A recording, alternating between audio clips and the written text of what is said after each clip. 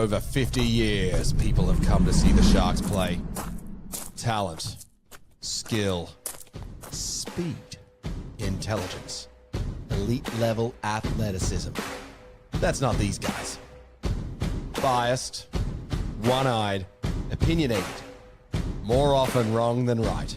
They make up for their complete lack of talent with pure dribble, gibberish, and enthusiasm. This is the ET Stand Podcast.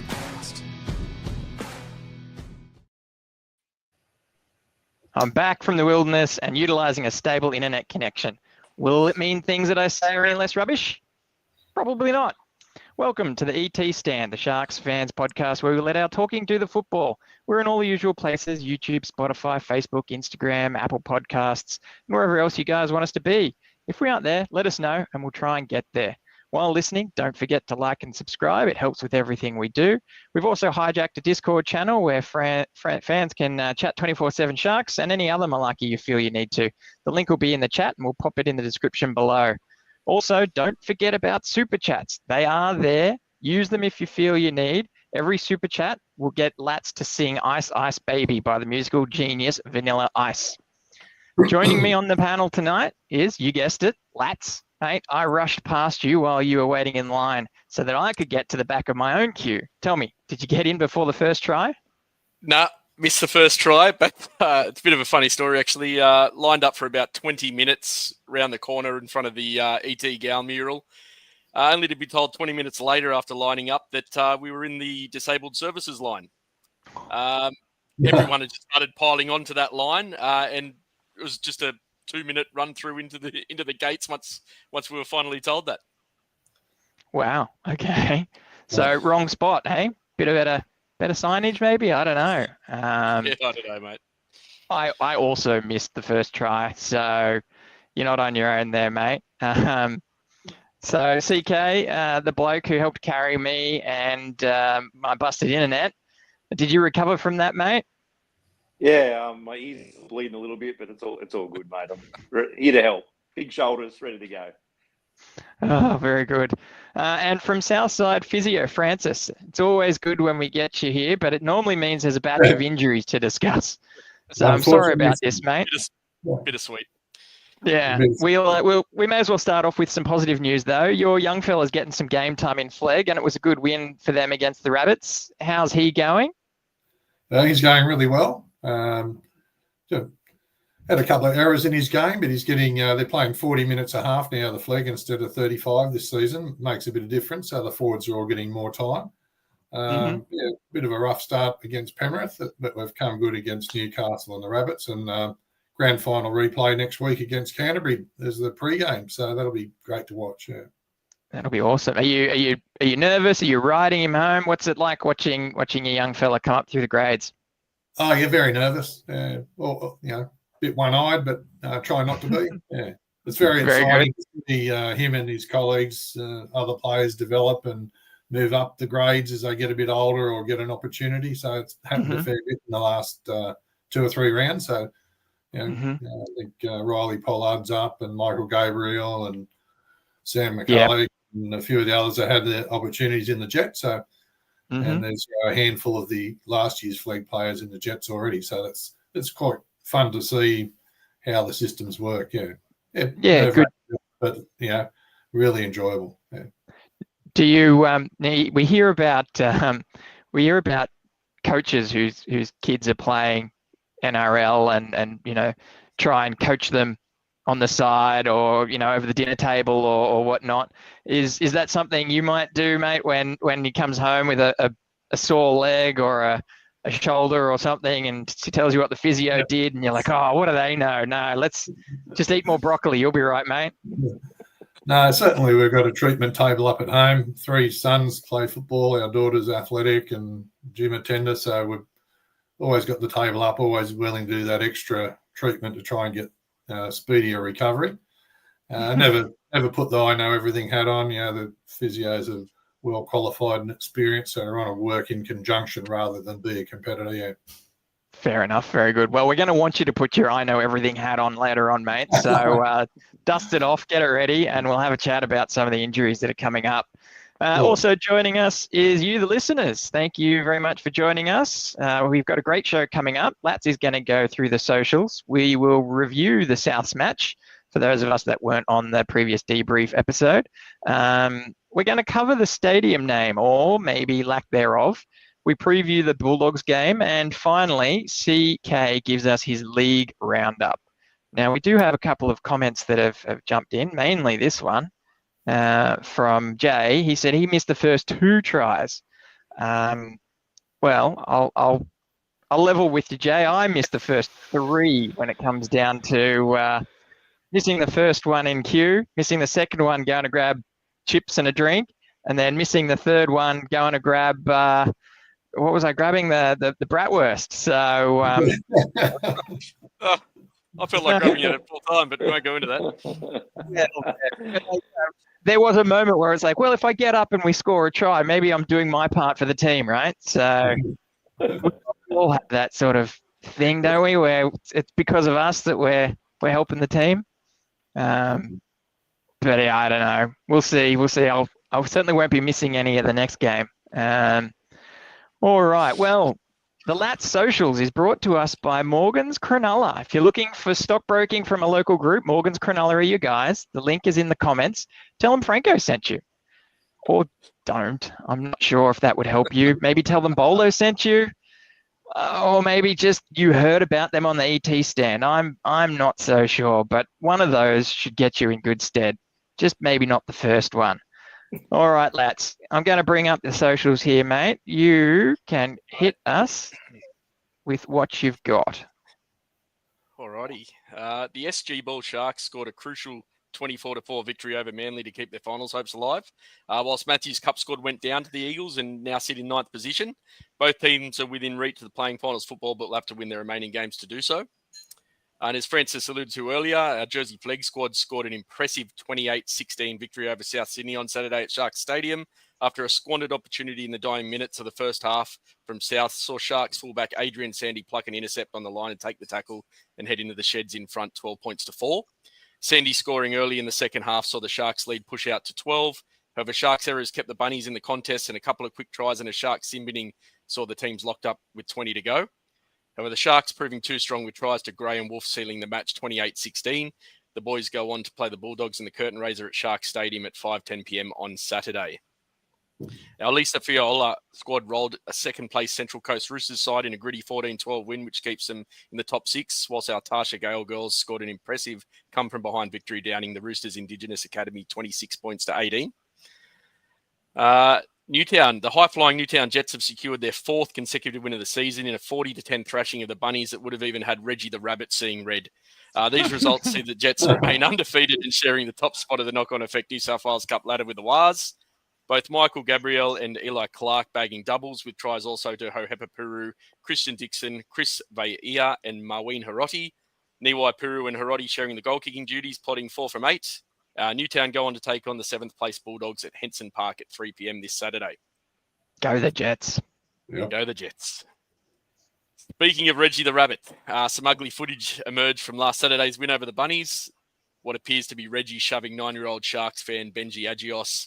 It's been reported Benji's mother insisted her son was only intending to high-five the Bunnies mascot when he was lashed out at. She then allegedly reported it to police, who declined to investigate the matter any further. 81-year-old Charlie Gallico, who dons the mascot outfit yesterday, apologised if he had done anything wrong, which he believed he hadn't at the time. He also claimed that Benji called him over and tried to grab him first. Charlie also shared how much charity work he does, and it's not in his nature, and actually today came out in the media and admitted full responsibility and claimed that he was in the wrong. Both investigated by Souths and the NRL. I believe it's been put to bed. He's keeping the position, and he will be Reggie the Rabbit going forward. I don't know what Souths are thinking, put in an 81-year-old man in a mascot costume in near 30-degree temperature, but I'd probably want to punch on too. And you know it's important news when it goes all the way to the top and the Prime Minister needs to have his say. There you go. Yeah, exactly. Exactly. Anyway, all right. The marketing and sponsorship team at Sharks continue to do incredible things with the announcement throughout the week of an official partnership with cryptocurrency exchange platform Coinbase. Coinbase's logo will be displayed on official club shorts for the 2025 season. Sharks CEO and friend of the show, Dino Mezzatesta, stated, "It's tremendously exciting for the Sharks to join forces with an international brand like Coinbase, one of the world's most recognizable and secure cryptocurrency platforms. So welcome to the team, Coinbase." And finally, gents, on Sunday, the Sharks pumped out some pics from the match through their socials. After a plethora of Facebook alerts and taggings, I zoomed in to see none other than this absolutely handsome bloke and man of the people getting amongst it. I was also hauled over the calls in the Discord channel by the creator and David Balderman for not wearing any Sharks merch to the game. However, my son down the front row was heavily kitted out enough for the both of us. Did you catch the ball? There was a ball. I didn't see a ball. Yeah, I got into trouble when the missus saw that one. Very good. All right. Thank you very much, Lats. All right. We'll bring that down so that CK can come and join us. Welcome back, CK. Thank you. All right. Okay. So in front of a packed house on Saturday, the Sharks thumped the Bunnies 27-12 with a dominant first half performance. It's exactly the type of performance we wanted to see against arguably a weaker team, but more importantly, after a well-deserved rest. The lads went to Vegas and back, had several viruses rip through the team, then travel up to Townsville and back. Looks like the coaching staff got their prep right for this one. Francis, with a heap of travel and illness, what effect can that have on the body? Yeah, they have to work very hard at maintaining their hydration travelling, sleep patterns. Even though it's early in the season, they can get a little bit of fatigue and burnout. And with illness as well, it takes away their energy levels and can really affect performance and, lack of endurance, and therefore, errors can creep into the game. So it's a big influence. I think we had a very tough draw. And, all things with hindsight, I think the coaching staff have managed it excellently. So, yeah, the report was that they got a lot of rest throughout the week. Is there a fine balance there to ensure that you're still ready to go come game day? It's not it's structured rest or, slightly active rest, if you like. It's certainly rest compared to hard training. The players will be, keeping themselves slightly mentally active and physically doing their stretches, maybe doing some very light maintenance weights rather than just staying statically still. A big part of staying healthy and staying, giving your body good recovery is that sort of active rest, not just having a holiday, laying down with your legs up. Some of the people that might have had viruses may have needed, good solid rest for a couple of days and assistance with medication.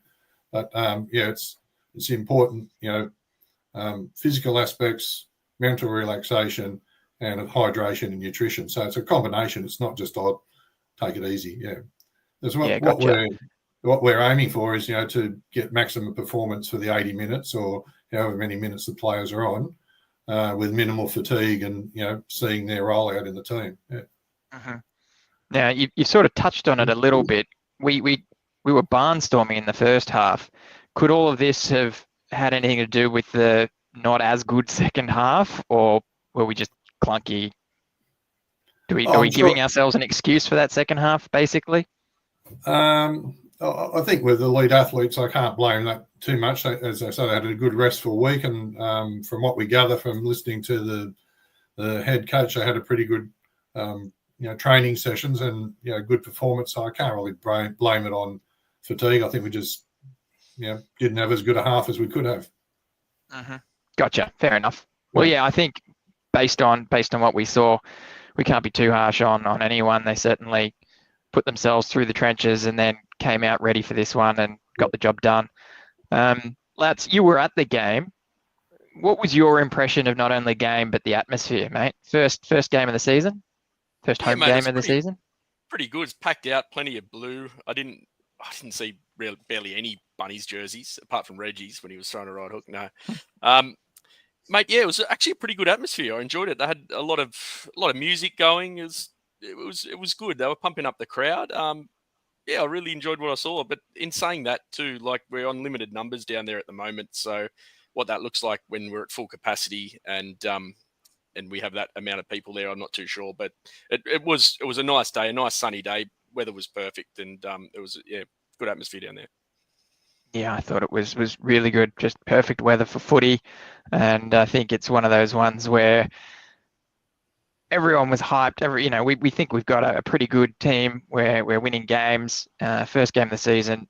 I don't know why it was so packed. Obviously, I can't argue because I got to the game late, thanks to life. But it was an all day session. If I could, I would have been down there at 10 a.m. watching all the lower grades through to first grade. It would have been an amazing day with your mates there on the hill if you're a big fan of footy and especially local footy. So, I don't know what the crowd was like beforehand, but certainly by the time the main game kicked off, we were pumping there. So that was really good. CK, tell me about Trindle. Oh, what can you say, mate? It was unbelievable. Like what a start to a game. Like kicking 2 40-20s and just virtually setting up. I'll go with. I've watched it a couple of times now in the highlights and a few breakdowns and debriefs of our first half. Setting up Hines' first try, scoring one himself, like unbelievable. But yeah, it was. I'll use the cliche. It was a tale of two halves. We kind of teed it off and shut up shop. So I don't know about the second half. It was a bit strange, but the first half I had Steve Price's question to Boldo ringing me, what's wrong with our attack? Because it was just, we scored a 110-meter try in there. We scored another length of the field try. Even Trindle, he was so far out of where he was in the attacking area and just sliced through. So it looked like it was a training run at first. So he's definitely perked up again from where we finished off at the end of last season. And I think the way Nico started as well, it's all those question marks over our halves have gone to bed finally. And maybe a bit disappointed. He got a lot of praise out of Trindle in the media, but not as much as some other sort of players around the league. So, awesome. Is this what we can expect from Nico and Trindle? Is there more to come? What do you reckon? No, I think this is what we expected. This is what we know they do, and that's what they've done before as a combination. They go out and do these kind of things, like we've mentioned before, an Indigenous game together as a great combination before Trindle was regularly playing first grade. And again, like those 40-20s were just like, he was kind of laughing when he was kicking them. He knew what was coming. Yeah. One, he faked to the right-hand side and kicked back to the left. And the other one, he just boomed downtown and went, I've got you. It's like, there's not even a thought that someone's going to pick it up. So it's what we as Sharks fans come to expect and know they can do.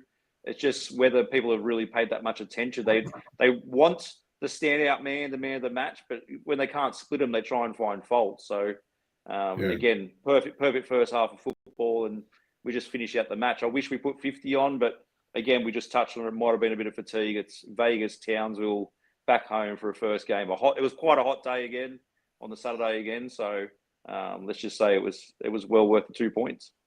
He is a 40-20 machine. Do you want to see him try and hit one every week? At least go for one? Oh, for sure. I think, he's got a better, longer kicking game, I've always said, than Nico does. We know Brayley's got it in his game. He can threaten that if he wants to pull it out. But that's what I expect Trindle to do, is to take those long driving in the corners kicks and go for his 40-20s. I think he worked out it was a fast track again on the Saturday. He knows where he is at home and just kicks it, just booms it downfield.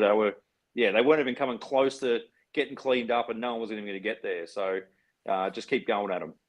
Worst case scenario, the backs hold back, expecting it, and it creates space on the outside for our guys. So I think as well, watching, as I do watch all the games, a few players now, you've sort of seen them change the shape of the ball and how they attack the 40-20s.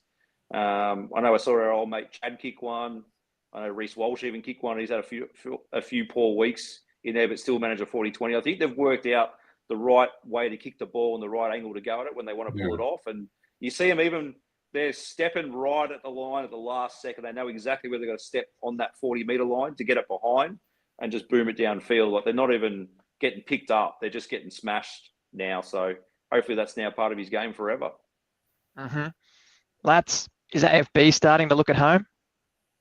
Yeah, I think so, mate. I thought he looked pretty good in defence the other day, not only in attack. He was great right across the field. I couldn't fault AFB. Had some nice runs, went very close to scoring on a couple of occasions. And as I said, his defence was solid. Made some really nice tackles there. I rewatched the game today. Didn't see a great deal of it live in person at the game, but I'm liking what I'm seeing so far, mate. Yeah, very good. Francis, we racked up meters everywhere. There was I think all the outside backs cracked 100. They nearly, a couple of them nearly 200.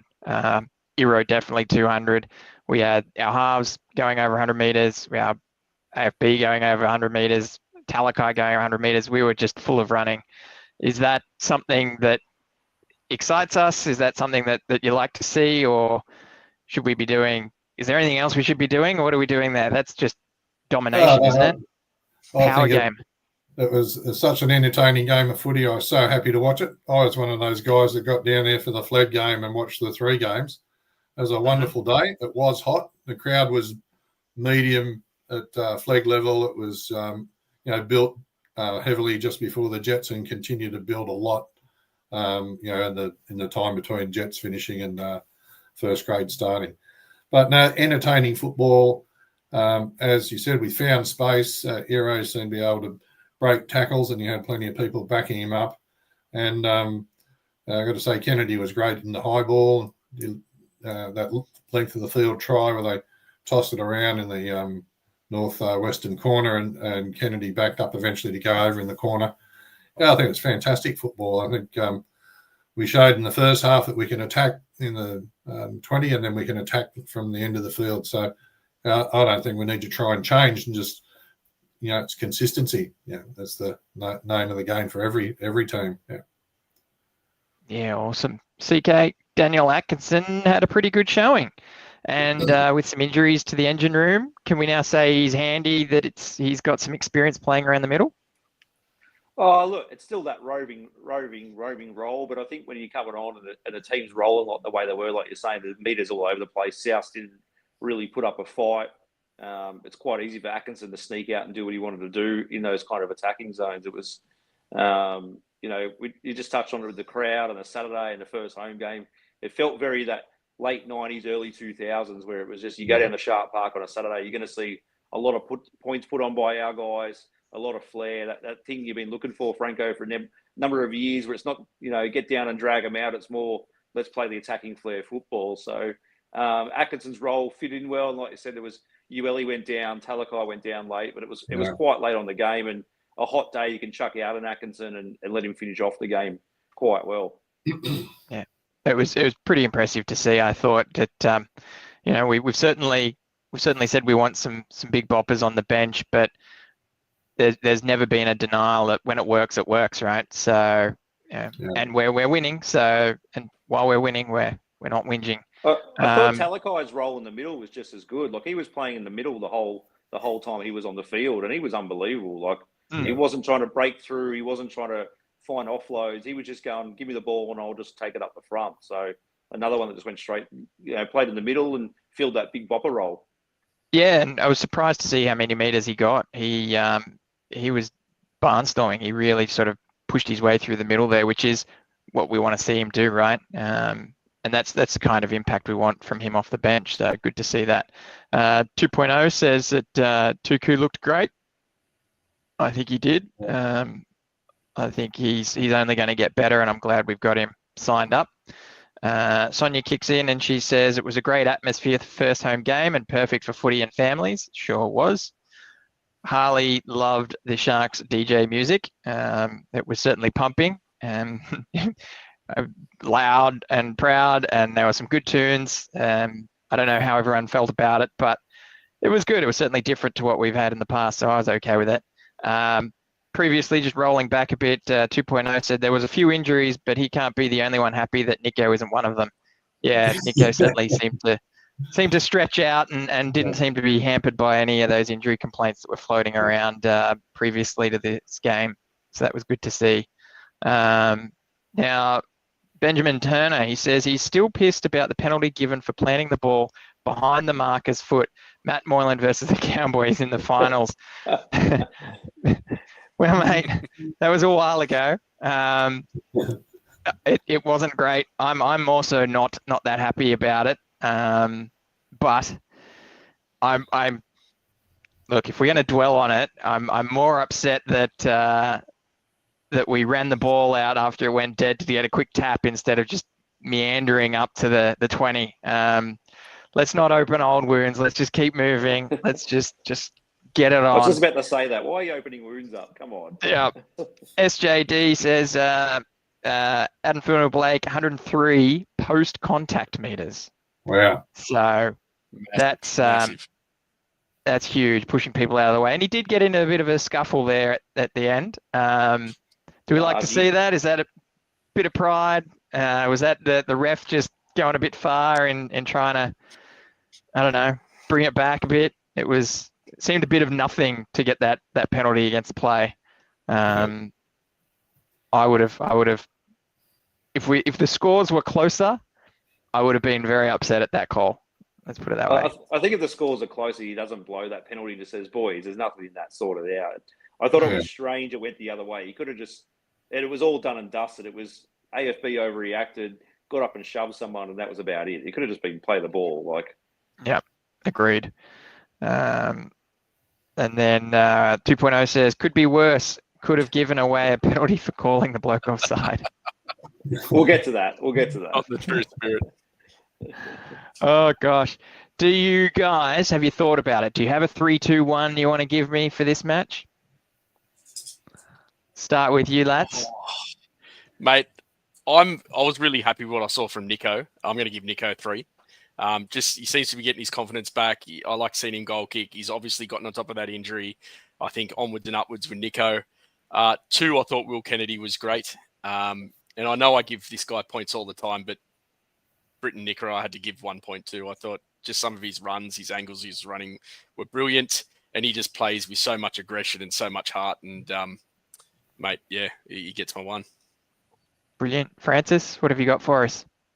Oh, put me on the spot a bit. Hadn't really thought about it. But, we can go to CK first if you want. I'll give Ronnie 1. I thought he had a great game. Yep. I thought Iro was excellent, and I'd give him a 2. And I like the work up front. Vanilla Blake's got my 3. Very good. Yeah, nice so one. CK? That work, yeah. Yeah, I'd love to give Ronnie a 1, but he didn't get a meat pie for me, which really cruelled my day. So we won't go there. Last leg, Ronnie, come on, mate. He could have scored that one the length of the field to try. He had 3 chances at it and still nuffed it up. So I can't give it to Ronnie. So Iro gets my 1, Nico my 2, and Trindle my 3.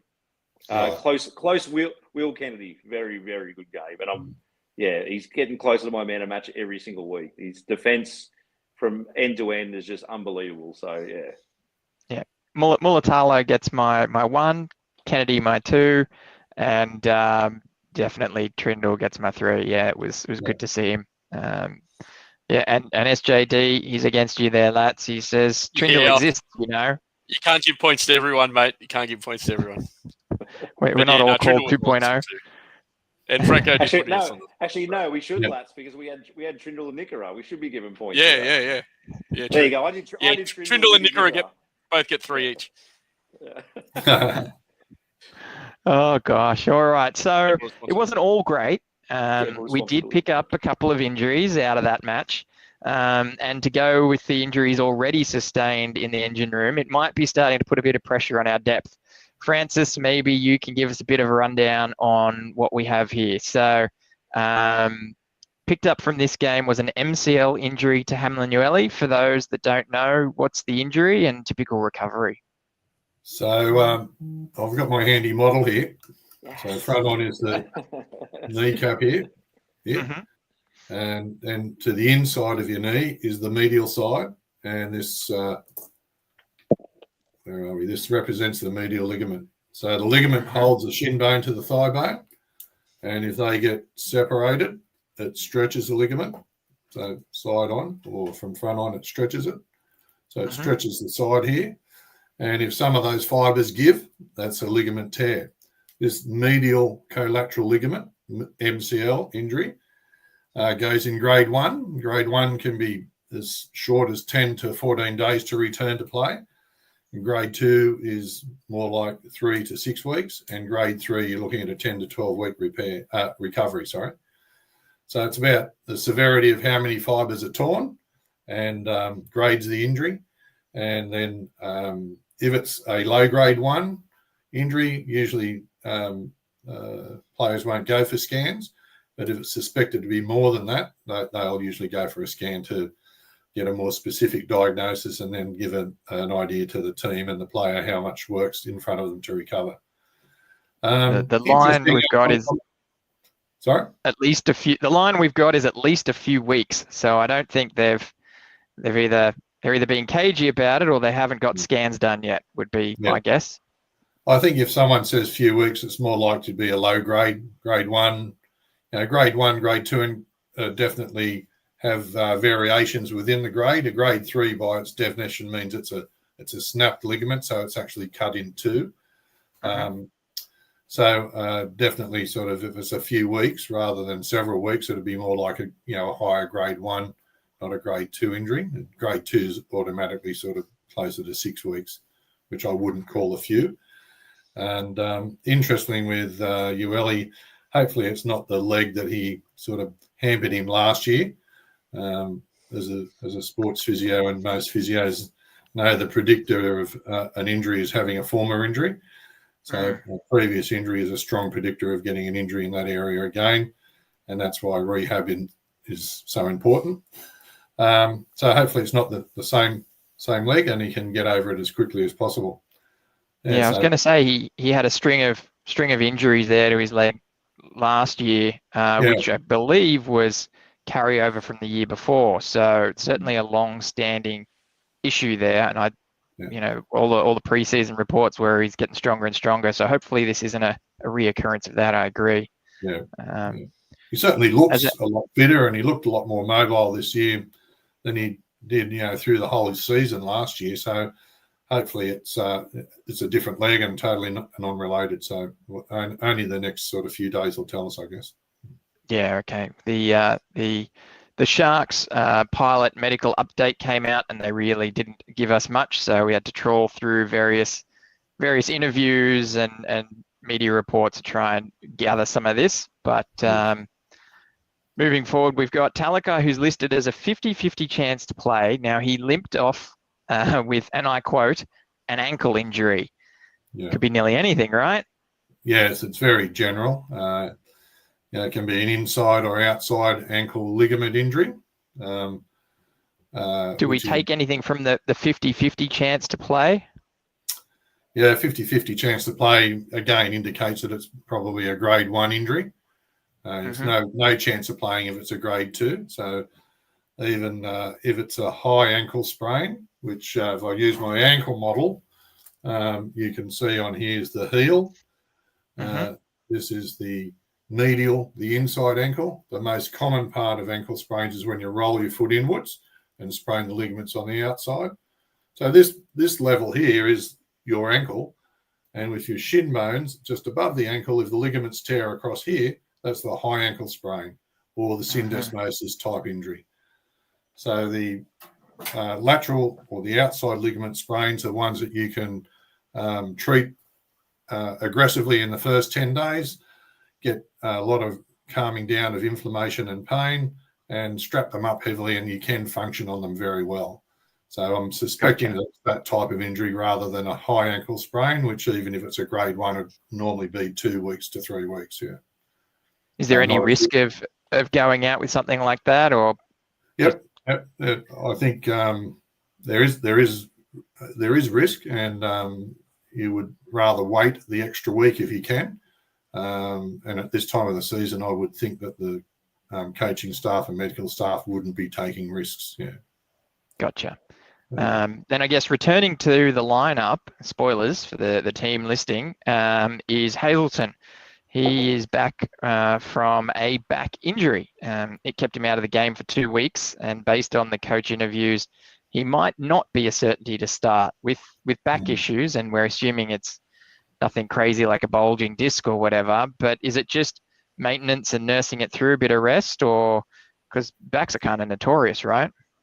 Backs are awkward injuries to calm down and then go back into a body contact sport. Back injuries are difficult at the best of time just to calm down and get on with everyday life. But muscular strains across the back or stretches of the ligaments of, not really tearing the ligaments of the spine, but jarring them and irritating the area because they're so close to the spinal cord and the nerves that come out. The pain sensation's quite high. So to get back to to contact football, Big Tom will have needed to work through mobility exercises, core strength, a lot of heavy weights, and get through his strength work, and then go into light contact and strong contact. And it may well be that he doesn't get cleared to the last minute because he'll want to be doing full contact on that probably a Thursday session, and then a lighter session, skills session on the Friday, and the captain's run, or depending, it might be the other way, captain runs Friday, and a heavier session Thursday. Yeah. So it is challenging. So I think that's why he's probably not 100% on board yet. Gotcha. The good news about that, you don't get back in. They played in Vegas, so this is his third week. If it's a serious back injury that's going to plague him through the season, he wouldn't be contemplating coming back now. So that's a kind of backhanded compliment, really. Do we assume that he's going to feel it the next day after a game? No, not really. I think if you're going to play someone and they're going to be sore in the same injury the next day, you probably shouldn't be playing them. Yeah. Particularly if it was a grand final or a game to make the semis, you might roll the dice. But at this stage of the season, I wouldn't be counting on that. That's not the way that they usually think. Yeah. Mm-hmm. Right. Then we've got Toby Rudolph, who had a shoulder reconstruction after carrying an injury to Bali. To steal from the NRL physio, it's and correct me if my pronunciation is not great here, a latar jet procedure to stabilize the joint, and comes with a 4-month recovery. Now, this happened November-ish, and apparently he's sort of back to training and coming back in a couple of weeks, hopefully. Does that sound about right, Francis? Yeah, that's correct pronunciation. A ladder jet procedure is from it's a French technique that was refined in France and has gone around the world. The socket of the shoulder is called the glenoid, and when that loses a percentage of bone, they harvest a piece of bone from the shoulder blade and screw it on and make the socket a full size again. So that's the procedure in a nutshell. Then the orthopedic surgeon will stabilize the shoulder joint after doing that bony reconstruction surgery. And spot on, 4 to 6 month recovery. Professional athletes, whose job is to do rehab and get better every day, like to think of that 16 to 18 weeks. So I think he'd be pretty on track to making a return. I think, was it a couple of years ago, Jack Williams had the same procedure, and he made a very similar time frame recovery, and went well with no re-aggravation. So let's hope we see Toby back on the field shortly. Awesome. Yep, that'll be good and a welcome return. And then finally, in July last year, Jesse Colquhoun ruptured his ACL. So he's another who's had a string of injuries. Is this just bad luck for him, or is extra care required in managing his body? Millions of dollars have been spent around the world in all codes of football trying to minimise ACL injuries, and most codes have built into their pre-season training ACL prevention programs and ongoing through the season. So I put most of the ACL injuries pretty much for professional athletes down to bad luck and poor design of our knees to withstand the bent knee rotation force. And that once you plant your foot, particularly at speed, and you curve or bend and twist, I think the figure is something between 60 to 70% of ACL tears are non-contact injuries. So it's a poor design. So that particular injury, and I think his other previous injuries, a foot injury and maybe a high ankle sprain, very traumatic based, not a fault based accident due to poor programming or poor fitness. So some players are unfortunate, they get these run of injuries. but it is, as often referred to by coaches and players, it's a contact sport and it's a hard sport. And I think even in the flag last weekend, one of the forwards, tackled the front rower, made a beautiful tackle that just limped off with, he smashed his collarbone in half and was under surgery today. So, yeah, it happens, and hopefully makes the spirit. They all get back on the paddock. They're so passionate about their game and work hard to get over the injuries, a lot of hard work, and to get back on. Yeah, and obviously, so, a long-winded answer. Sorry. No, that's good. I like it. Obviously, outside of the engine room, we had Dykes with his ACL, and then just a couple of weeks ago, we had Liam Ison also go down with his ACL. First game. But I guess with Jesse, yeah, awful news. I guess with Jesse, so if that was July last year, assuming he had surgery not too long after that, when do you think we could start to see him back? I think he's running around doing in 1 year.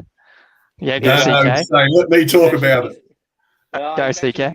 He's actually playing for the Jets. It's starting at prop this weekend. Spoiler alert. So he's actually number 10 for the Jets. So yeah, go Francis. You can talk on his recovery. No, well, I was just going to say before you said that, CK, that I noticed that he's named in the Jets side. So that's really good to see that they won't be naming someone if they're not ready to play. So, yeah, that's great. And this July will be 12 months. So he's, 9 months for a full-time professional athlete's probably about, in my mind, the minimum. People talk about Must 6 have got months. That last surgery. The last surgery has been come and gone and probably never to be seen again. There's too many problems with it when it failed. It was a bit of a disaster for the person that had the artificial material in their knee that usually ended in a long-term inflammation, and they couldn't train, and they had to have their usually a 2-stage operation to clean out, a period on antibiotics, a few months wait, and then go into a revision of the ACL repair. And that, of course, it was an extended time frame with not always a great result. Yeah. Oh. So when we say not always a great result, it means they may not have been able to return to football. Yeah. Well, okay, so that's a polite way of saying career ending. Yeah. All right. Well, we're not doing that, but yeah. So good to see he's back. I haven't checked the Jets team listing. So thank you, CK, for calling that one out. That's headline news for me. That's awesome. I'm really looking forward to seeing him have a run around. Thanks for that, Francis. That was really insightful. Really enjoyed that. Now, not to bury the lead, CK, how are we for depth with this lot out? Yeah, it's a bit of a tricky time. Like we just said, that spoiler alert that Calhoun's obviously back playing for the Jets, so he's not going to be up for selection. Obviously, they want to run him through his paces and see how he goes for his first game back. It's probably the same with Toby. I saw Fitzgibbon said he was close, but you'd want to put him through the Jets and at least get some game time under his minutes instead of throwing him up against the Bulldogs pack. Ueli, we hope it's not that same knee. Talakai, look, I know we spoke on it last year, Francis, with his syndesmosis. He seems to be a victim of it because he's such a hard runner. He had that surgery as well, so I'm not sure which leg it is, but he seems to have a lot of high ankle sprains, not due to his own fault, but due to that type of tackle. We saw Jai Gray was cited out of it and got the $1,000 fine. So we've got a few stocks sort of 50-50 and close to coming back in Toby, in Hazleton, in Calhoun. It's probably just Ueli's probably the only one out, definitely at this stage. It's just what sort of makeup he wants to run with on the weekend, whether he goes and grabs a Billy Burns or someone, or keeps Atkins on the bench and Talakai and go from there. So our depth is always good. We've got good players like we've talked about before. It's not a big problem. Cronulla Blake can up his minutes against the Dogs. Obviously, if they wanted to go that way and play him 65 minutes, but this early on in the season, it's going to be a tough game. We'll get into it in the preview, but not too concerned what we're going against. On the extended bench, we've got Billy Burns, Hohepa Peru. Historically, we've seen Jaden Berrell get thrown a shot, and there's been a bit of talk about Lachlan Crouch. He's had his name thrown around a bit after a good performance in the Jets last week. So there are some options there, and with the sort of other guys started coming back from injury, I'm not so sure it's it's a crisis. We're not going to use the word crisis. I think we're No, I don't managing it think well, so. and I think we've got the right depth there. Yeah, Francis, good Yeah, I selection think so, there. yeah. There's a lot of up and coming young props in Newtown and in Flegg. Flegg's a bit young. It's a big jump, but I think we've got the depth to call up from the Jets, and some move up from the Flegg to cover them if need be, to cover for the Jets. Yeah. Yeah, Lats, do you have a preference of who gets a run if we do start to feel the pinch? Mate, I wouldn't mind seeing a Billy Burns. There were calls for him to replace Ueli, given Ueli's poor start to the season anyway, or lackluster performance over the first couple of rounds. I'd even be happy seeing a Hohepapuru come in at lock and having Cam McInnes coming off the bench as an impact player. He seems to provide a lot when he does come off the bench. And I like what I've seen from Hohepapuru. He's a good little ball playing forward that can, a bit of a utility. And I can't see Beryl getting a run with Atkinson there. I just think it's just too small a bench. And I don't think he's needed. But probably Puru and Billy Burns for mine. Yeah. 2.0 kicks in and he says he would love to see Billy Burns get a run and always does a shift. So, yeah, Billy Burns, I think he's turned into a really good club man, I think, right? He see him around the team quite a bit. He puts in really hard for the Jets. I think I'm really happy to see him be a squad member and step up when needed. So he's not a bad shout out.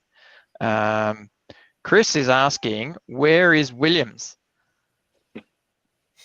So, Chris, there's either Jack Williams, who's gone to Parramatta, or there's Al Williams, who's away at work. Unfortunately, life has taken him away from us.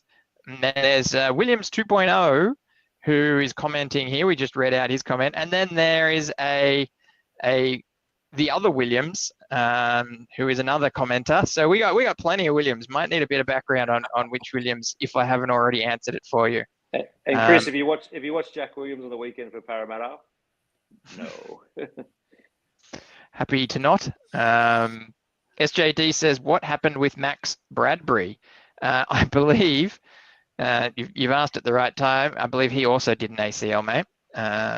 He did an ACL as well last year, so he's on the road to recovery, but it was later on in the season, so he's probably got a bit more to go.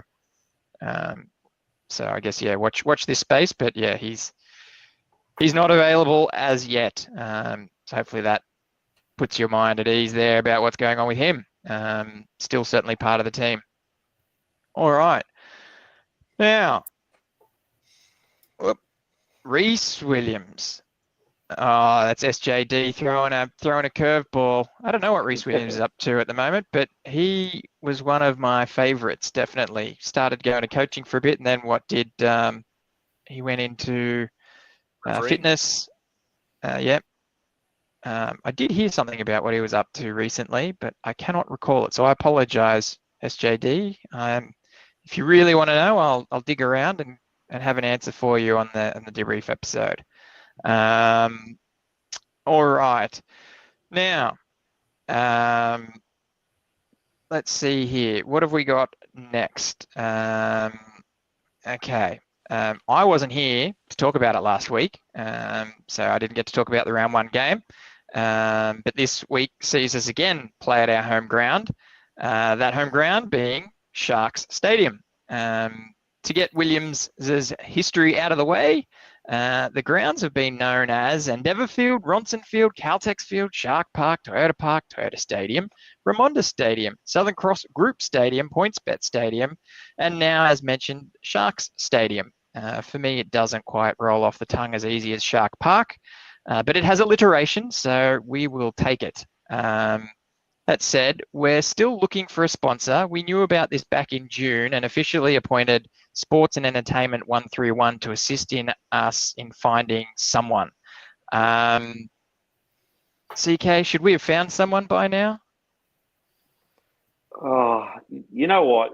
It's hard for me to say because I kind of like that we just have our own name for the sake. Like you said, everyone still calls it Shark Park. Doesn't matter who you ask. It's at Sharks. It's at Shark Park. It can be Shark Stadium. It can be Sharknado. as much as we need a naming rights sponsor, I hate when those grounds change sponsors. You got 1300 Smiles, you got Combank that you just know is playing at Parramatta. I like the traditional, just the old school names with no naming rights. I know everyone still calls it Brookvale and it's called something else. I still call it Homebush and it's a core. Yeah, it's Four Pines. They're all over the place. It's hard to keep up with what's what. Like they should just be iconic names and stick with that. If you want to be a sponsor of it and have your stuff around the ground, go for it. But as a naming rights, I don't like it. Like you just said, we've had 10, 15 different naming rights and everyone still goes back to Shark Park. And that was during Super League when supposedly we had cash, but we didn't really have cash. Let's just keep it for what it is. It needs an upgrade. And if you're going to pour in the money to get the upgrade done, you can call it whatever you want. But until that happens, let's just keep it what it is, because you're not getting your money's worth at a crowd of 12,500. I can get on my soapbox and really get into it. But let's just keep it how it is at the moment. Fair enough, Lats. Now, I obviously I'm a Shark supporter, so I feel the brunt of it more than any other fan about their particular stadium. But we as Shark supporters seem to cop it a little bit more about the continual revolving door of the name of our stadium. Is it a fair cop, considering a whole bunch of other stadiums get rebranded whenever the need arises? Is there something that we can... Mate, I don't think it's a fair cop. I think, as you said, a lot of other teams go through. Look at 1300 Smile Stadium, Dairy Farmers Stadium, all these revolving door names. I want to know if anyone's put it... Yeah. I don't know if anyone's put it to the creator to have ET Stand Podcast Stadium. Is Boldo going to tip in any dollars to make that happen? I don't know. There you go. Williams 2.0. He's with me on this one. So, yeah, look, mate, I don't think it's a fair cop. I did find it amusing in the commentary this week, though, when I was watching the game back today. They kept calling it PointsBet Stadium.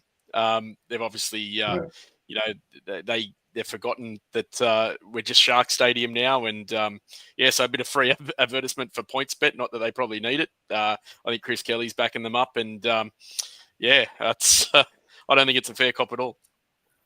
Yep, agreed. Francis, Shark Park versus Sharks Stadium. Have a preference? I'm a bit of a Shark Park man myself. I think it just got a good ring to the ears and reminds me that it's our home and we want to keep it as a fortress. I don't know why a park makes me feel like that, but it does. Stadium, it's just another building to me. Yeah. Because it is a park, it's not a stadium. don't start me on it. I'll go on a word with Hampton Oranges. It's a park. Well, I mean, there is obviously branding involved by calling it stadium to try and make it sound bigger and better than what it is. I love it. I've got a soft spot for Sharks Stadium. I think it's a great place, but yeah, I'd prefer to call it Shark Park.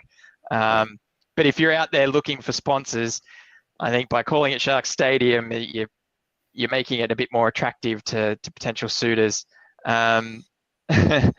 Is there any particular brand we want, CK, or is it just anyone willing to pay us? Yeah, where did Shark Energy go? Yeah, where did Shark Energy go back in the day? The Thailand energy drink, like it's something like that. It's got to be something synonymous with it. It's got to work both ways. It's as much as it, you could have been one of our other sponsors we've had before. It could be Coinbase. I'll give you a pure example. Everyone still calls the Lakers. It's still at the Staples, but it's Crypto.com Arena, and no one cares. Like it's like Lat said, Manly's gone through 1,000 names just as much as we have. They've had Lotto Land, Four Pines Park. It's still Brookvale Oval. No matter what anyone says, it's still Brookvale Oval. It's Leichhardt's never changed theirs because it's just an oval. It's never going to get upgraded. I'm sure once they spend their little bit of money on there, they're not going to go to a sponsor and say, hey, do you want to change it to something else? Same as Campbelltown Stadium. That's just what it's called. I don't ever call it Seabus at the Titans. It's always going to be Suncorp unless they drop off. Some people still call it Telstra Stadium and Homebush. Some work and some just don't. It's too hard because we've chopped and changed that many times. It's if I was PointsBet, I would have been filthy because everyone just kept calling it Shark Park anyway. So you weren't really getting except for signage, you weren't getting your money's worth. So until we find something that works, like, I don't know, Sharks Aquarium or something like that, and who Majestic knows? Aquarium. Something's got to something's got to work. Yeah, something's got to work. Well, I remember Suncorp Stadium back in the day when they changed from Lang Park. It was allegedly illegal for commentators to stay at. They were going to get fined if they referred to it as Lang Park. That never came to fruition, but well, they were even ANZ at one stage, and they just changed banks like most customers do. So I don't know. It doesn't work. Yeah. Should we have? Now, I don't recall the dollars involved, but when we sort of pushed Toyota out and said we want more money, should we have just kept them and let sleeping dogs lie? I don't know if, the pain we've gone through, and there's nothing to say that Toyota wouldn't have left us eventually anyway after all this time, especially the shenanigans that went on through 2009. But is a top tier sponsor like that worth a few less dollars and a bit of stability and just let that run for longer? Because I think that's how you break the Shark Park curse, by it just being there long enough. I think there's, the next generation comes through of fans, and they know it as whatever the new sponsor name is. I know Caltex was pretty well synonymous for a while there, and close to the end of it, I thought Toyota was certainly getting a good run as far as calling it what it was. But this continual rotation that we've had lately, I think, you're right. There is an uphill selling point to try and get that recognition and brand awareness for whoever does sponsor the club. Hopefully we get one though, because I think we need the money. We can't just love Shark Park or Shark Stadium and keep it as Shark Stadium. So whoever's out there, if you're listening, I'll make sure that we call it what it is on this podcast. If you support us with some good coin, not us, the podcast, although that wouldn't go astray, but the club and the stadium. So we'll just keep feeding the Chinese restaurant. We'll get it Sharky Stadium. See, something like that works. Like, you can just pump it through there and just call it Sharky Stadium. But again, we need a stadium. We need a league. We're not getting into it. Maybe very good. Michael Dorrell could organise something for us. Maybe. That's that's a thing that I don't know if we want to lean on that too hard, right? I think he's given us a good little bit of a kick there, which is nice. Let's see if we can find something. But yeah, it has been a while, and haven't really heard any rumours or any discussions about it. And I did think it was funny when we talked about Shark Park versus Shark Stadium and the names that stick, but now that there is no sponsor there, players are allowed to say Shark Park again, and they're using that instead of Shark Stadium. So it's an interesting one. Anyway, all good. Now, on Saturday the 29th, round 4 has us up against the Bulldogs at 7:30 p.m. in what is Seri's first game back at Sharks Stadium. This preview is brought to you by Miranda Hotel. If you don't have a ticket to the game, go to Miranda Hotel and watch it there live and loud, and take advantage of $7 schooners during the game. All right, CK, I'm going to put the team up for you to have a bit of a run through. We'll get that there. Yeah, so it's pretty much as we always say every week, a copy and paste team. So with the only change going on this week is obviously Ueli's out. Hazelton taking his place, like we mentioned. Billy Burns in the extended squad. And like I said before, young Calhoun getting a start in the Jets to run through his paces to see how he goes. So pretty much an unchanged lineup bar the one change. We might see if Talakai how he goes through the week and goes through the captain's run, if he's going to make it through. But regular programming as usual. So it's quite easy for us. And then on to the next one. Yeah, so obviously the Doggies are lining up. We spoke on, they've had a couple of MCL injuries actually to their superstars in Matt Burton and Viliami Kikau. So this is still out a while. You've got Connor Tracy at fullback, Blake Wilson, Bronson Cherry, Stephen Crichton, and Marcel Montoya in the wings.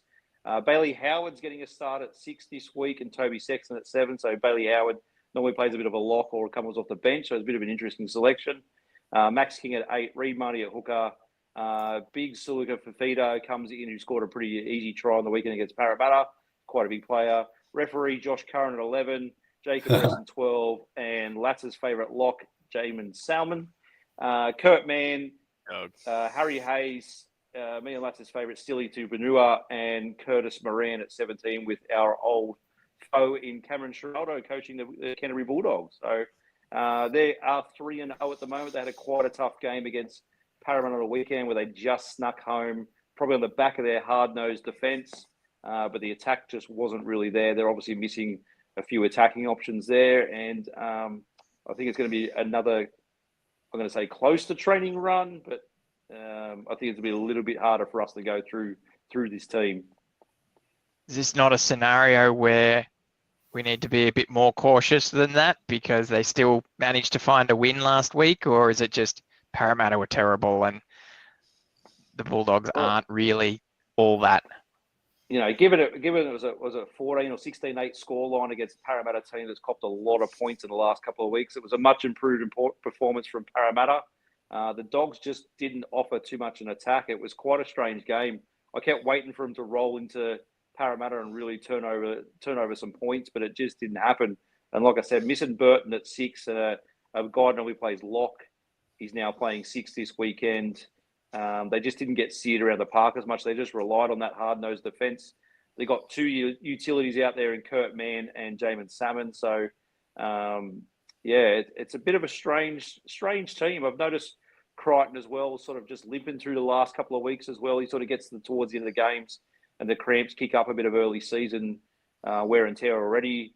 And again, they've got a strong forward pack. Their kicking game's quite strong normally when Burton's there, but it changed a little bit where they were putting up bombs and putting pressure on the back 3 for Parramatta, but they just didn't click in the gear. Whether that's going to change this week, but I'm quite confident of a victory down at Shark Stadium. Lats, the extended bench, we've got Jaden Beryl, Mawini Hiroti, Hohepa Peru, Toby Rudolph, and Billy Burns. Do you think there's going to be any last-minute changes there to this team? Mate, look, to be honest, the only one I can see happening is possibly Talakai out for Billy Burns. Look, there's no Burton, there's no Kickow. I don't think we need to risk Talakai for this week. I think we've got them covered, and as CK said, it's going to be close to a training run. I think we get through them pretty easily, and we get the W. Very good. Francis, we're trying to make, you mentioned Shark Park being a fortress. Is that what the goal is this season? All the wins at home? Well, I'd like to think so. Well, I think we've got a couple of away home games as usual. We seem to be unlucky like that over in Perth. Another big trip for the team.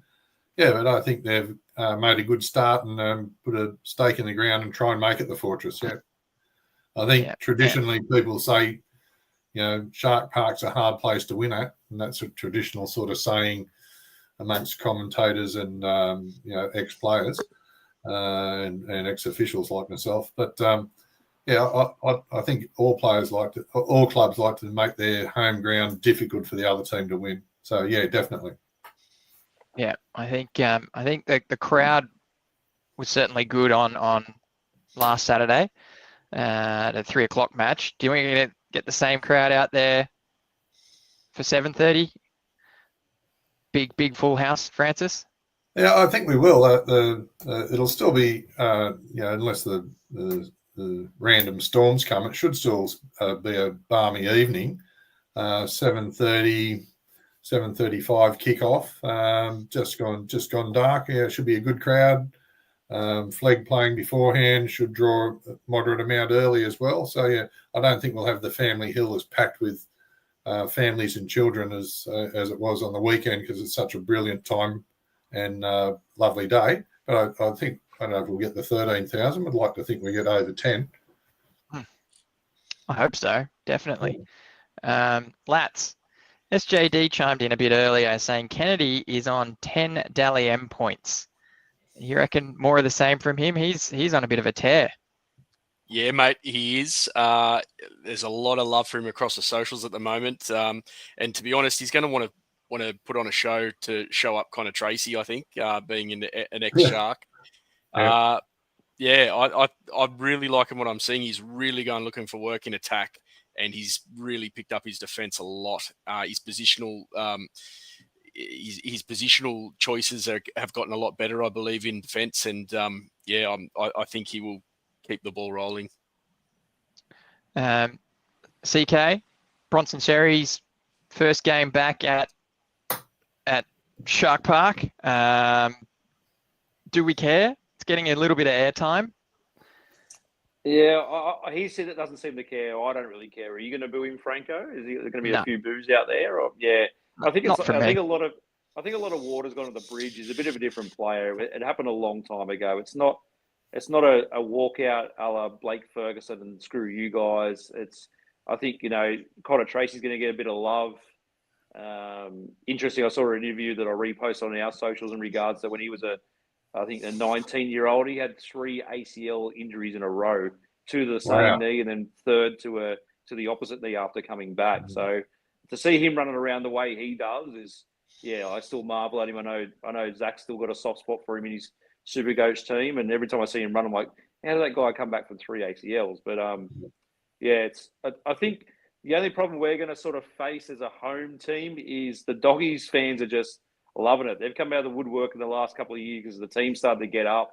They're really celebrating every win. They're going bananas. It's going to be one of those, it's going to be close to a 50-50 crowd. They're really going to get amongst it down there at Sharks. So traditionally, a long time ago, they probably wouldn't travel down the Sharks. 1, not being any good, and 2, maybe a little bit of fear still around the place.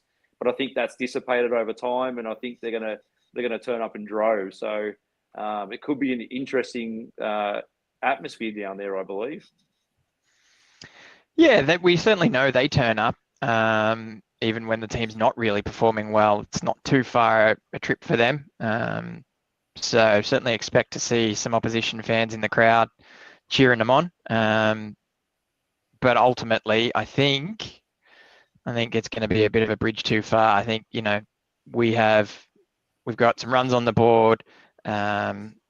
Last week wasn't exactly, apart from a couple of injuries, wasn't exactly a tiring game for us. We had most of possession. We dominated most of the positive stats. We had all the running. I think we're going to find that we'll sort of come into this one a bit fresh. And as you sort of said, I think that their attack is going to be a bit clunky and really not that much needed to make sure that we defend strongly. And then, it's just whatever points we can put on should be enough in my mind. I don't know what the score will be. It's probably not going to be as good as I want it to be, but probably something like 24-6 maybe would be where I'd go, which I think is pretty confident in my book. What about yourself, CK? Yeah, I think we're a good. They've given the Bulldogs a 10.5 point start on this.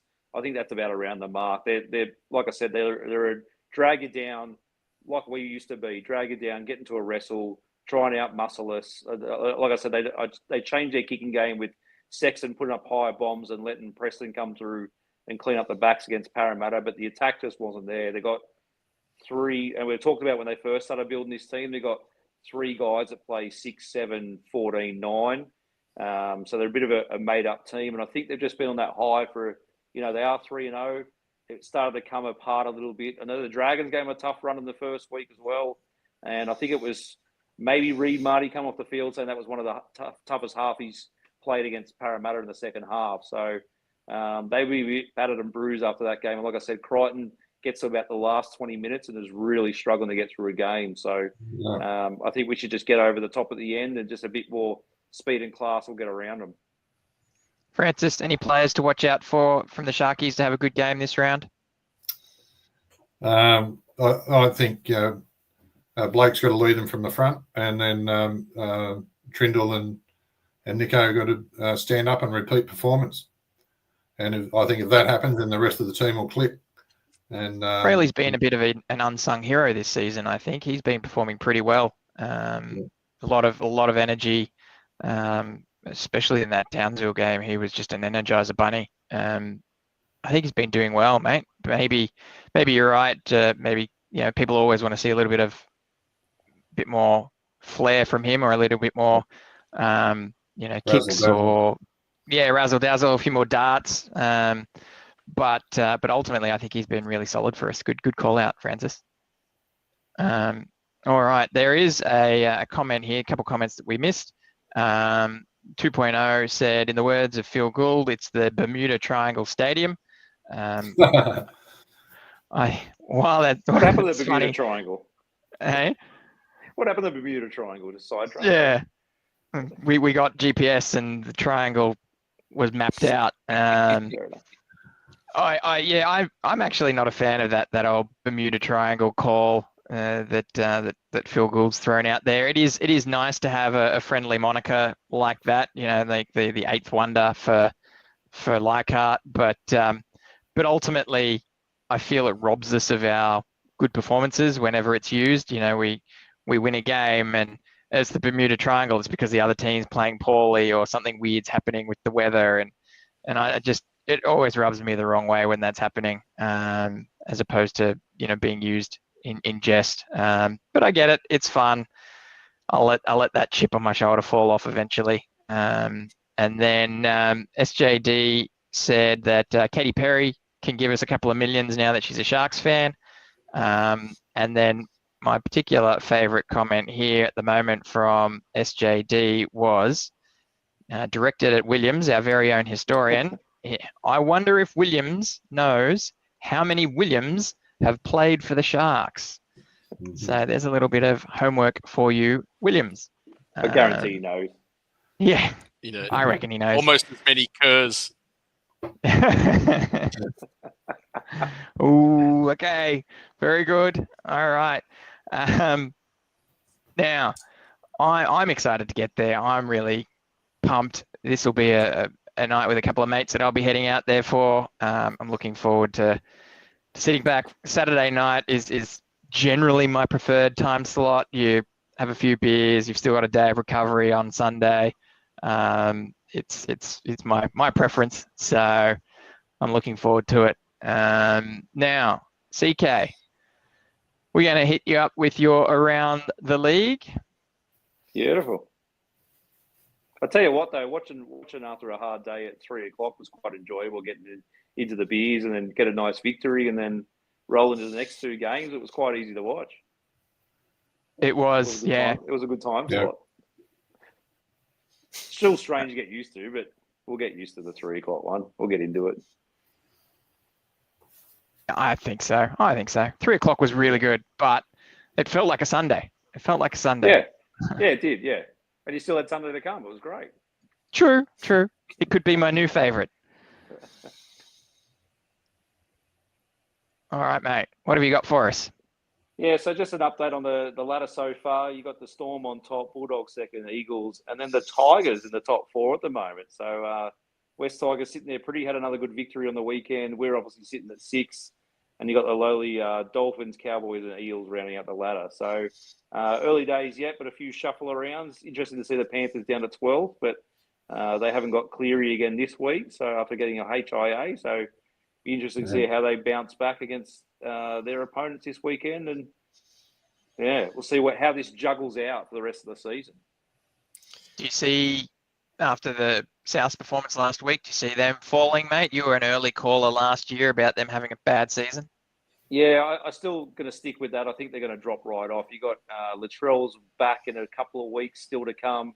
I've seen that Campbell Graham's gone out with another injury again this week, so he's out this week. So, yeah, I think they're still going to struggle. Even with the Wayne Bennett magic, it's quite strange. SJD's jumped and said, how about the Tigers in the top four the first time since 2005? Yeah, they're playing really well, but again, their opposition hasn't really stood up for what they've had to do. So they had a tough game against the Dolphins. I think they'll just keep chipping away the Dolphins, but they're going to be, I reckon that bottom four is pretty much my bottom four for the season, is where it's going to stay. So I don't see much improvement for those teams. It's just where everyone else juggles. The Titans had a really good win on the weekend against Newcastle as well, and they look really strong and impressive as usual. But they're kind of like the Sharks. We expect a lot and they don't really deliver. So we'll see how they finish up the rest of the season. It almost seems like a season of the haves and the have-nots this year, right? Whereas there's a few teams that are running with injuries or weakened squads, like the Roosters, shuffle player rosters. It's going to be an interesting one, but I don't think it's going to be one of those ones where it's a congested table towards the end of the season. Personally, I do hope the Warriors stay in the 8. Yeah, well, they've had a couple of injury concerns. Obviously, RTS got a hamstring tear on the weekend. And same with the Storm. They've lost Nick Meady with a broken jaw. Jerome Hughes had hand surgery this week, so he's going to miss a couple of weeks. Big Nas got a head knock, and so they're a bit short-handed as well. So injuries coming into play. Obviously, Again. Let's touch on it with Reggie the Rabbit. It was an 81-year-old versus a 9-year-old. Not since Todd Carney lit a mascot on fire or the Steeler got involved in a punch-up on the weekend. And we've seen a mascot brouhaha, but being rugby league, it's always throwing up weird and wonderful news. Obviously, he made a statement without watching CCTV footage, being in a mascot head. Happened to watch the footage and probably got told to say a quicker sorry, and we'll all move on from it. It just happens. I've heard mascots get nothing but horrible treatment throughout a game, whether it's abuse, lower body shots, to things thrown at them, to all sorts. So I think, like Lat said, that Reggie was probably seeing a bit of red walking off the field and thought someone was going to give him a bit of a touch up, and he just struck first. So Chris Kelly, you and I have never touched up or gotten stuck into a mascot, have we? Never. Nothing but friendly hugs. Never kneel behind them and fallen over. No, nothing. So I'm waiting for Jake Paul's camp to reach out to Reggie for an upcoming fight.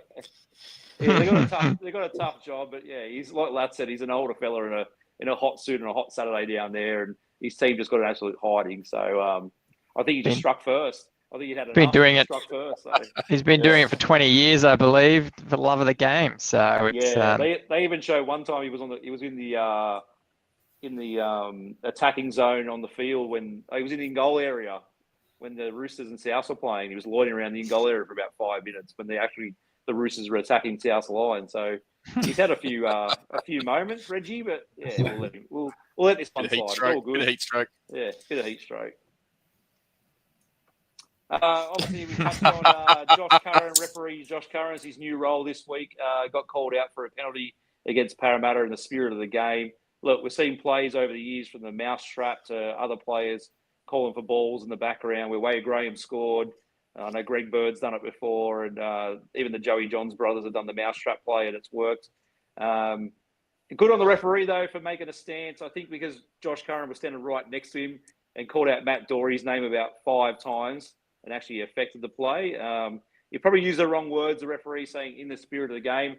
He should have just said, mate, you impersonated me, and that's a penalty. All the players are having a good laugh about it just because he got caught. So seems like it's a common theme, but the joke's going around that even Connor Tracy posted his photo on his socials this week. So everyone's having a good laugh about it. Nothing too serious. Just for our audio listeners, Franko, CK's posted a photo up of it looks like Ashley Klein's body with Josh Curran's head on it, and it's an absolute doozy. It's a good job. It's a good Photoshop job, that's for sure.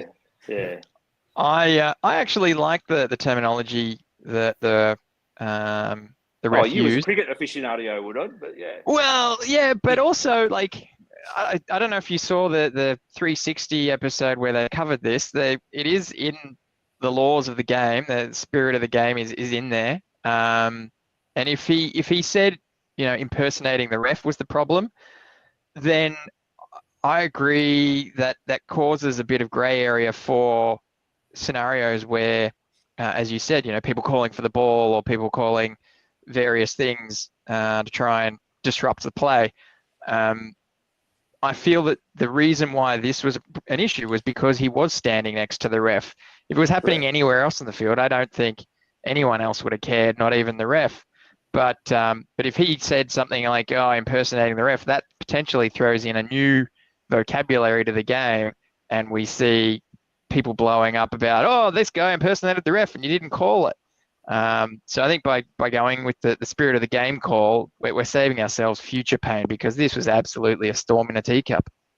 Yeah, it really was. But it takes me back to, we've talked about this penalty plenty of times with the old sleeper. Like, the Dogs were struggling to get back on side. They'd obviously kicked downfield Parramatta and tried to turn the screws on the Dogs. And there was about 4 forwards, including Curran, struggling to get back on side. We're actually behind the defensive line.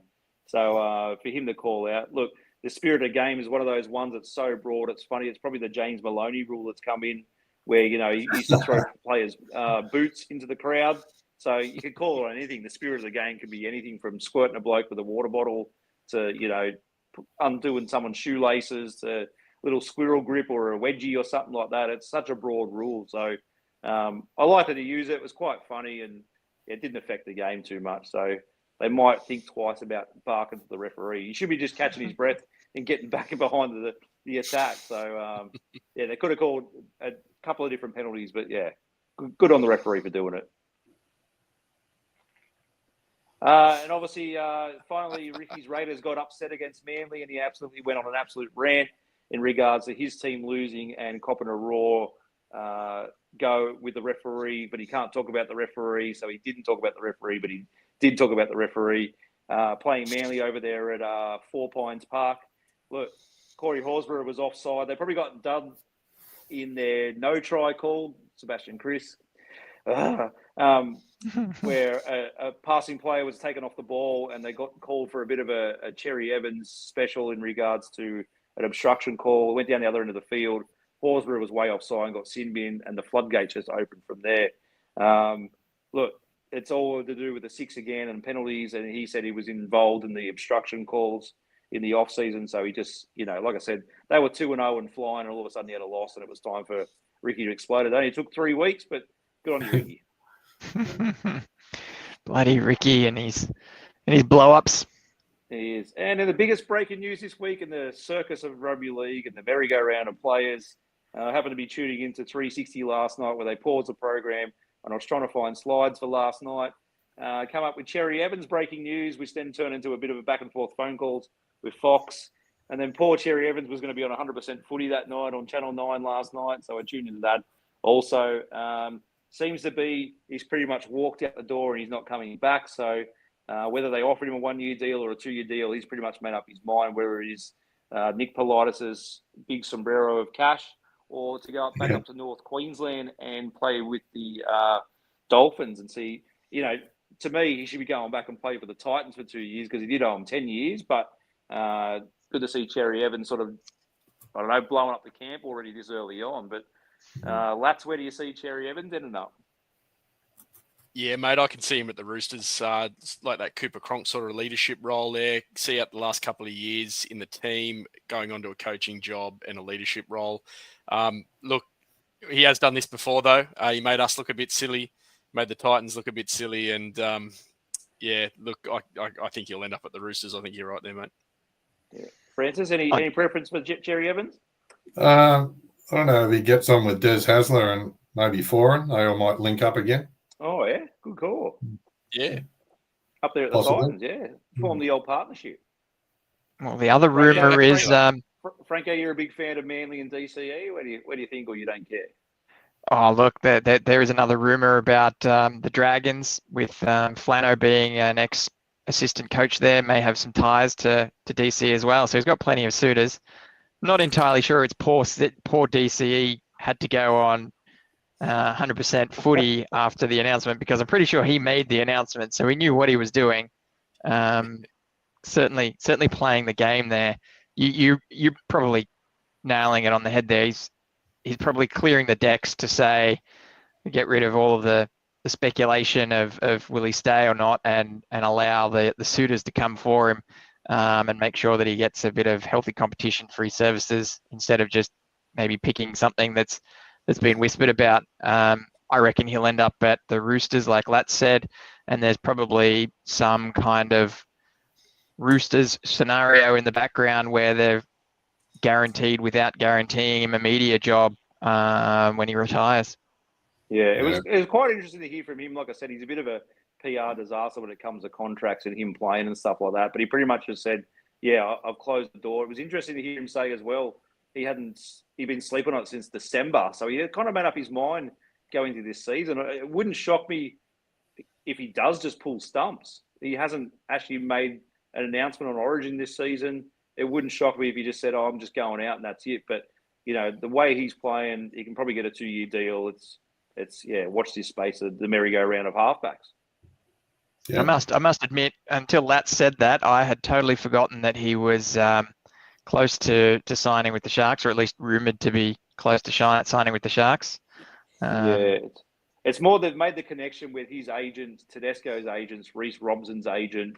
The money at the Roosters, the power at the Roosters. He doesn't have to move far, so I don't see him joining St George Illawarra. I think it's a bit of a stretch that he's got to try and grab a team by its ankles and drag them up, but we'll see. SJD says the Knights are upset they can't offer him 10 years. They probably did. Well, SJD, as we know, the Titans offered him 10 years and they trudged him out. He was out the shirt and signed. The cooling off period happened and he went and backflipped. So, Was it 10 years? I thought the Titans was a 4-year deal. No, it was a big 10-year, mate. It was forever. So Manly said, well, here's a 10-year deal at Manly. And he went, all right, I'll stay. So, righty-ho. Okay. He's done some circus tricks before, so we'll see what happens. I suppose as far as performance goes, though, he's still running around. He's still performing well. So he's probably in a position where he can ask for what he wants and there'll be someone willing to pay it. All right, guys. Franko, maybe. Pardon? PNG, maybe. Well, yeah, he's only got to stick around, get a sneaky 1-year deal. Is it a 2-year deal? And then retire after a couple of years in PNG for tax-free money. Tax. Yeah. Mm-hmm. Well done. All right, gang. Is there anything else we've missed or anything else we need to talk about or cover? That's it, mate, I think. Yeah. That's it. Awesome. We've gone the long time. Well, we've gone the right amount of time, I think, is the answer. But really good, guys. Half drive, we've covered it all. We've got it sorted. And we've given Williams some homework too. So it's all round well done. Thanks very much, Lats, Francis and CK. Great show as usual, I think, and great for keeping me company.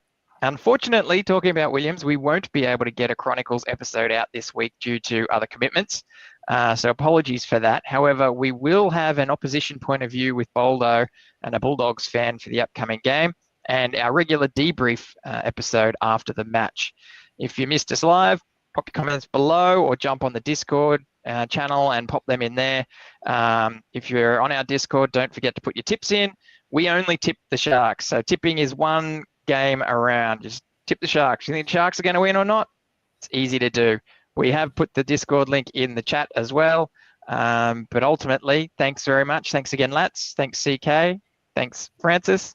And everyone for listening. It's been a really great show, and the season just seems to be getting better. Up, Cronulla. For over 50 years, people have come to see the Sharks play. Talent, skill, speed, intelligence, elite level athleticism. That's not these guys. Biased, one-eyed, opinionated, more often wrong than right. They make up for their complete lack of talent with pure dribble, gibberish and enthusiasm. This is the ET Stand Podcast.